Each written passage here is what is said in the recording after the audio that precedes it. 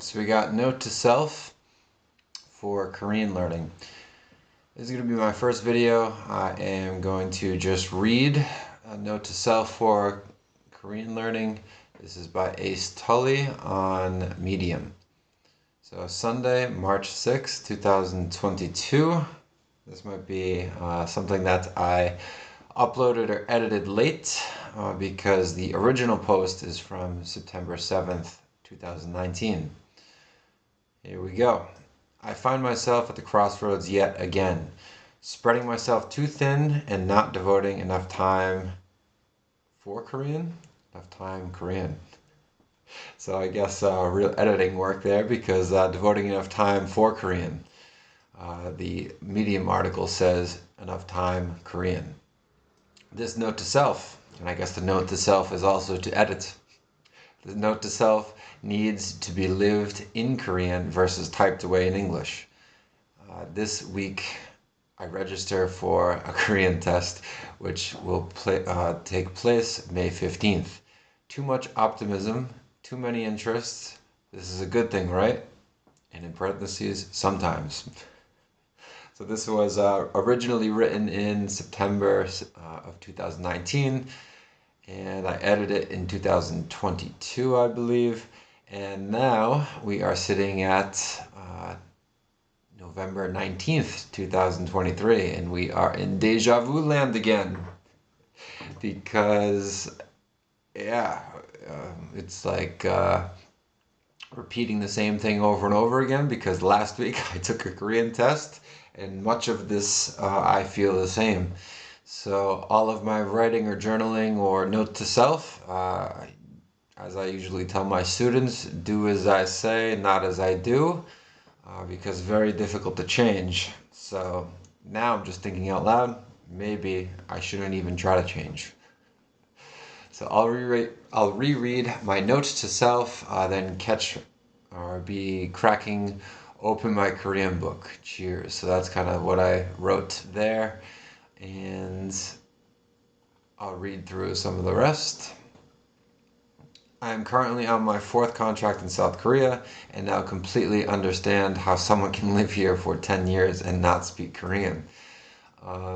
So that was, like it says, on my 4th contract in Korea. I came as a teacher in middle school first, and then I switched to high school, and then I went back to middle school. First 2 times or whatever, it was not really my choice. It was the fact that the funding for my position got lost and they wanted to move my school, so I just kind of moved myself. And that happened 2 times, 2 years in a row.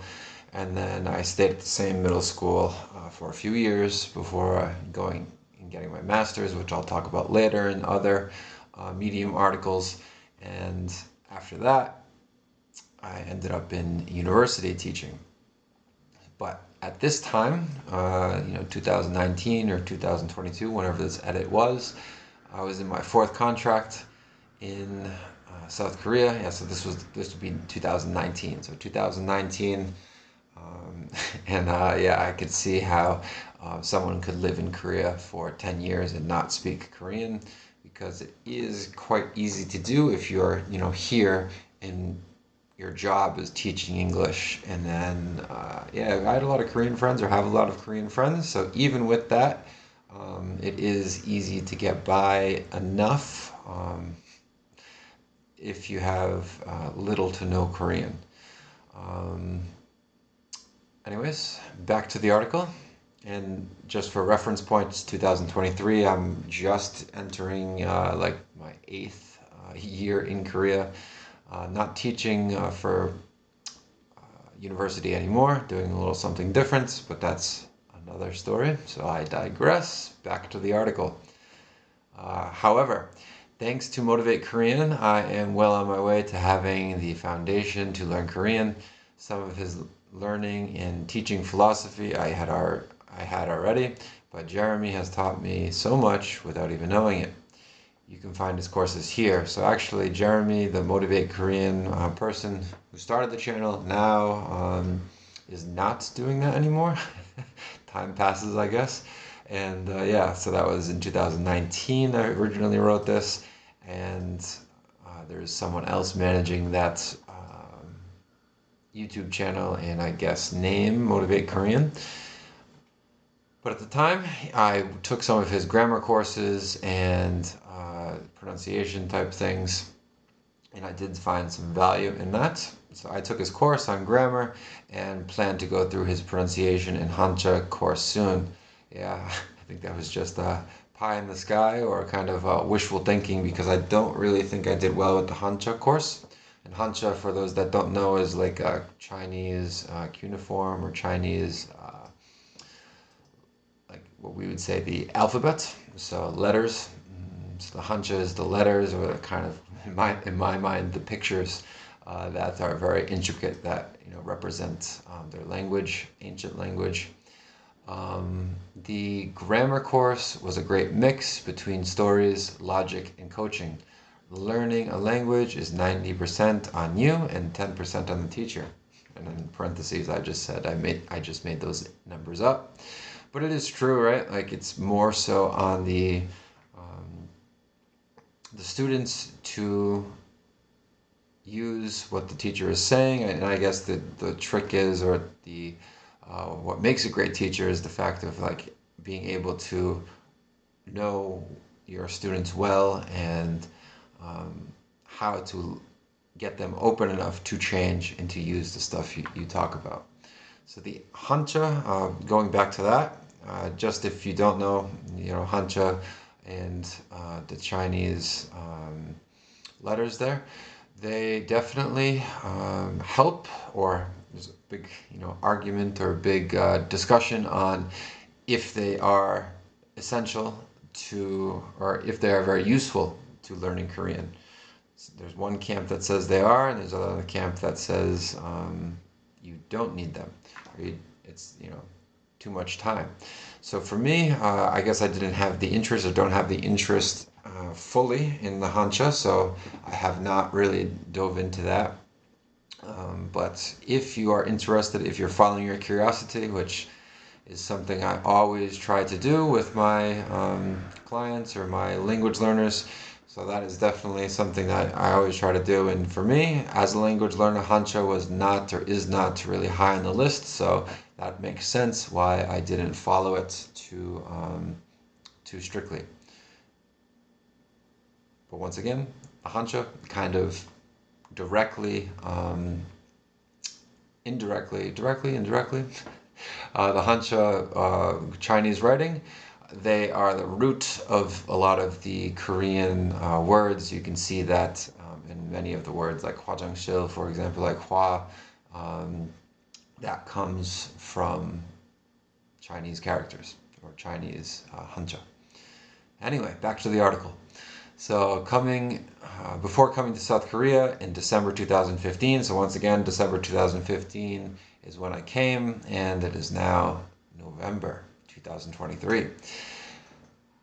So, a long, long time ago, I didn't even know how to say hello or thank you in Korean, so that is definitely true. Like, pretty much on the plane I learned how to say these things. I haven't been going step by step, which is a little bit of an issue for me.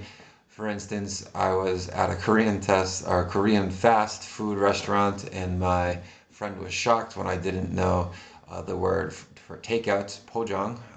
Now I know, but but earlier in the day I referenced goat bam, flower snake, I guess you could say. So flower snake, but that also roughly means gold digger. So that's definitely a higher level vocabulary to know goat bam, which is a gold digger.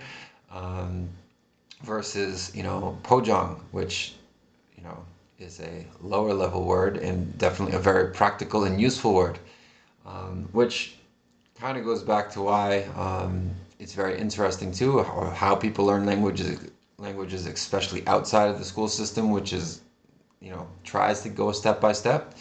But in the world of language and learning on the outside, you follow your interests and follow interesting things, I guess. And some ajashi, some older Korean guy, was talking about goat bam earlier that day, or like a week before, and I just thought it was very interesting with goat being flower and bam being snake, and then flower snake, and then they kind of use that to reference a gold digger or someone in it for money. So because it was so interesting and I was curious about that, that makes sense. And it was visually there. It makes sense that I remembered that.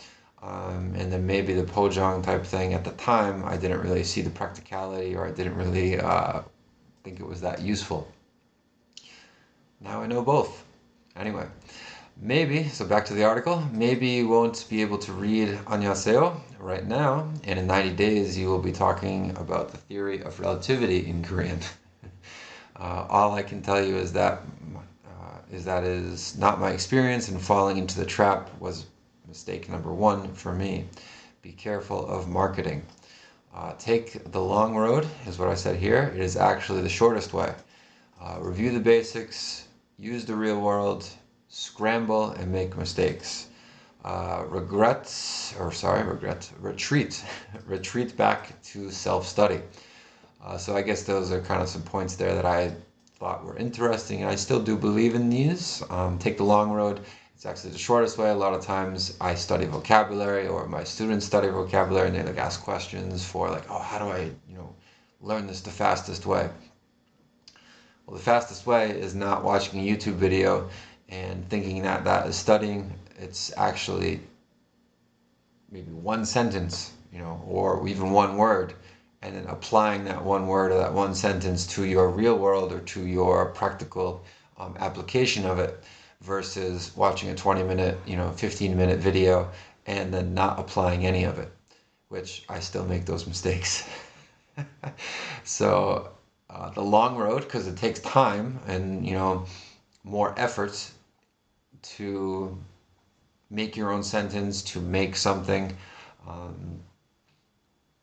rather than just watching or listening.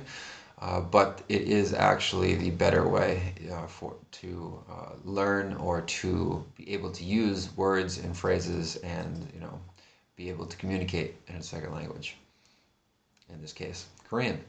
All right. So now, make mistakes. Be kind to yourself. So for some reason, I get so discouraged when I misspell a Korean word, but when writing in English, I usually could care less. Kind of like how I misspell right here. So yeah, I guess I made a mistake there. Making mistakes isn't such a bad thing. In fact, the mistakes might even help to cement things more in your brain.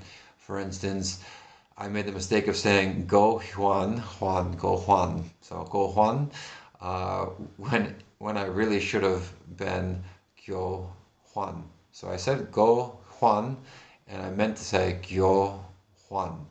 The second one means exchange, and like Ana Gyo Hwan is what I wanted to talk about. And then Go Hwan is actually testicle. So I remember walking in, and so now I know two words because of the experience. Learning from the mistake is what it is all about. Once again, this is a note to self. So yeah, I remember walking into the Gyomushil, so the teacher's office, and then I asked, I guess pretty loud, or in my Weigukin bottom, so my foreigner pronunciation, if anyone would like to exchange a testicle. Or actually it was Ana Go Hwan, so maybe it was just testicle language or something. So yeah, that obviously drew some stares or some laughs, and yeah, I didn't know what I was doing at the time. But yeah, Ano Gyohwan, Gyohwan is language exchange. So I was trying to ask some teachers if they wanted to come to a language exchange, because at the time I was organizing that at a cafe down the road. But yeah, now I know two words, and I'll never forget it. Language learning teaches you how to live. Everything is connected. I have trained for marathons for the past few years, daily journaling, while living and working in South Korea. Everything is connected, and you can learn so much from these things and transfer it into other areas of life. So definitely still stand behind that and think that is absolutely true. And that is why I'm still here, 8 years later. because I'm still on the path to fluency in Korean, which taking me much longer than most people, but still on the path. So not giving up because most people would have given up by now, I'm sure, because there really is nothing, not much holding me here, I guess, besides the passion of, putting myself through difficult situations or like hiding from those difficult situations when I don't want to, use a new vocabulary or a new thing, and I already have enough Korean to get by in my daily life. Just ordering food, just simple conversations here and there, and just explaining about my life a little bit for a side conversation, which doesn't happen that often in Korea, or I guess, in our world today, because nobody talks in real life anymore. But anyway, I digress. I said sorry, Jeremy, basically because what? Don't try to study Korean, just study Korean. Ah, yeah, okay. So this was a common theme with Jeremy and me. So Jeremy, once again, was the Motivate Korean creator before it changed, and he taught me a little bit about Korean, or tried to.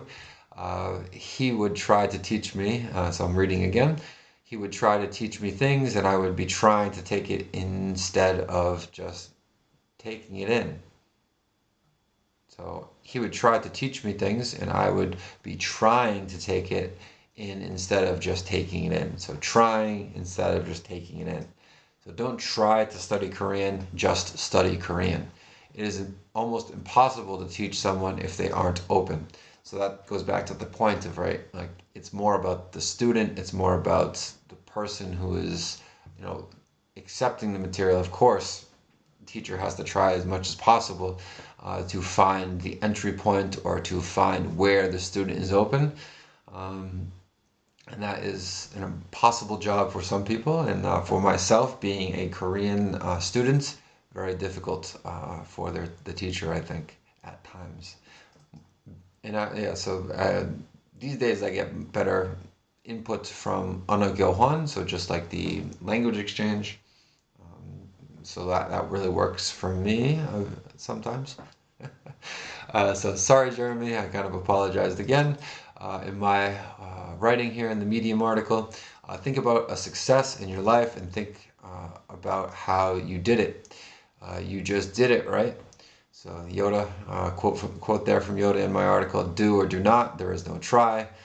So that's definitely something that I really try to focus on or try to think about, because like with sports or like basketball in the past for me, like I just did it. For marathons, of course, I put in a lot of work. Um, but it was less about like, oh, how do I do this? How do I do that? Or like, what do I do here? These days in Korean, I'm more like that. Where at the time of writing this article, I was really trying to find the shortcut, or I was really trying to, not put in the work, and I was speaking too much in English, like right now.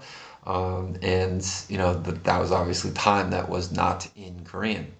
Um, Anyways, smartphone, use it. Don't let it use you. So this, once again, written a few years ago, and um, this is something that I talk about a lot, and I think I heard this on a podcast a while ago. So I wrote here in the Medium article: you have more access to information in your pocket than the President of the United States had 20 years ago. Access to information isn't a problem, but the filtering out of all irrelevant information is. Irrelevant information is anything that is distracting you from the task at hand. Let the information at your fingertips guide your learning and lead you to the next step, but don't allow it to veer you off course. Here are a list of apps that I use for Korean. So at the time I was using Papago and Google Translate, Papago probably more so. Drops is something that I definitely use, and it's more for like, just vocabulary and very easy and very intro level type thing. Jeremy introduced that one to me. Neighbor Dictionary I've used before, and unfortunately I don't use it as much as I should.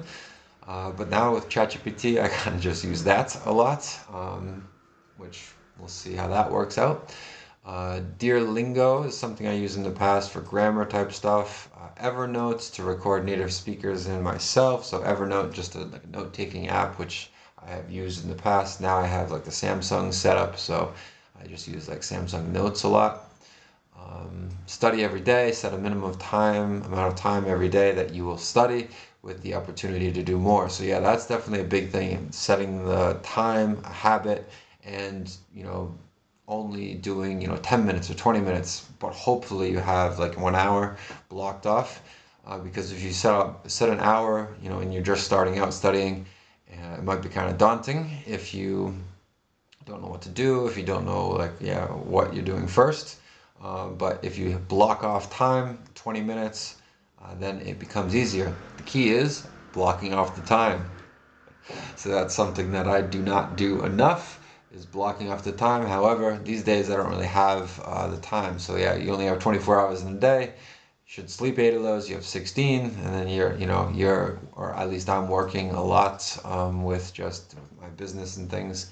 So yeah, you have to be realistic, or I have to be realistic, and a lot of my clients have to be realistic with their learning of English, right? Because they have families in most cases, or a lot of cases, they have jobs for sure, or they're in your last year or two of school. So yeah, it's not easy to find the time and make the time in today's world to learn and do a second language. Do 1 minute a day is what I wrote here, if that is all the time you have but do it now and do it consistently. So that's the big thing, right? Consistency, doing it now, and not thinking about it, right? For me, exercise is like a habit, or exercise is something that, 10 years ago, I wasn't feeling that good. And then, yeah, I was in the corporate world, and yeah, I just wasn't exercising enough, and I found myself being lethargic and not, in the zone of, or in the habit of, doing exercise, and it was a struggle to start. So it was really difficult to start that exercise. But once it became a habit, now I don't even think about it, and I don't really talk about it that much, but I'm talking about it now, obviously, for the point of, I try or have done the same with Korean, because at first it was really a struggle to get started. I was always asking questions in English of how to do this, how to do that, and most of the questions were bad questions, because they were like how to get out of work, or how to get out of doing the hard work.